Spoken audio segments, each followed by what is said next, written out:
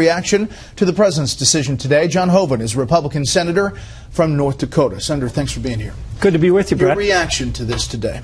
Well, look, it's no surprise, but he made the political decision. The American people overwhelmingly support this project. Rather than deciding for energy for the American people, he made the political decision, and really the winner's OPEC. This is the kind of decision that, prevents us from building the energy infrastructure we need, producing more energy here at home, so we go back to relying on energy from places like the Middle East. The company was going to pull back the project, and then this decision happened officially. Yeah. How do you think that broke down? The whole thing was very odd. We talked to the company, we talked to, obviously, the Canadian government, and the State Department had contacted TransCanada and said, will you withdraw the project? This was like, withdraw the application. This was like last Friday. Company said no. So the State Department said, well, how about if you pause it and put out a press release you're willing to do that, which the company agreed to do. They do that on Monday. Tuesday, Josh Earnest says, nope, we're not going to pause the project. And then they get a letter rejecting the request for the pause or suspension. And today the president comes out and declines the project. Again, all political, not following the law or the regulation as they're supposed to do.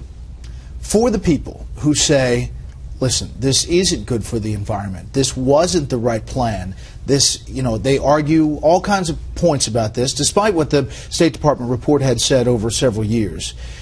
What do you say to them? They need to read the environmental impact statement. Look, this was a 7-year process, and the comments the president made today actually are contradicted by the State Department report and the environmental impact statement, which says no significant environmental impact.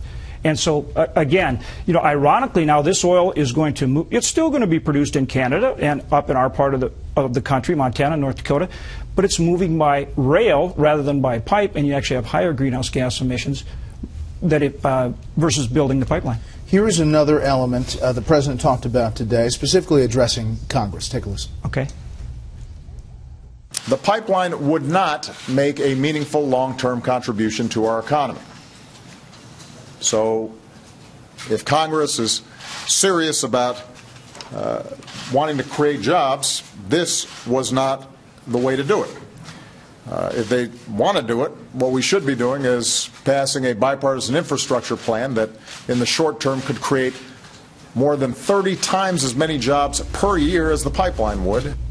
Your response, Senator. Yes, so that's what I'm saying. His comments are directly contradicted by the State Department report and the environmental impact statement. Look, this pipeline is part of building the energy infrastructure we need so that we can produce energy in this country and become energy secure or energy independent. But you need the pipelines, the transmission lines, the road, and the rail to move that energy from where it's produced to where it's consumed. So, right, he turns this project down now when prices are low. Like I say, great news for OPEC, because after a while when prices start going back up, they're back in the driver's seat, and we haven't made the investments that we need to make to become energy self-sufficient. Think about if you're a company or a CEO and you're contemplating investing the hundreds of millions or billions into building infrastructure, and you have this kind of arbitrary process. We have talked about, covered Keystone for a long time. There are a lot of other pipelines in our country. Right. Do you think that this, if a Republican president gets elected, that this is one of the first things that happens? Sure. No question, if we get a Republican president in office, this will be approved. We have the support in Congress to do it. The challenge is going to be whether we can get enough votes to override his veto. We're at 63, so we need 4 more in the Senate. They're close in the House. Or whether we can attach it to other legislation to get something done sooner, or in the event that we have a Democrat president. Are you going to try that? Oh, sure, absolutely. But again, this is about, and this will be certainly an issue in the presidential campaign. Are we going to produce the energy in this country and build the energy infrastructure we need to move it safely and efficiently, or are we going to continue to rely on energy from the Middle East? That's the question, and you know what the American people want. They want to produce that energy here at home and work with our closest ally, Canada. Senator, thanks for being here. Thanks. Appreciate it.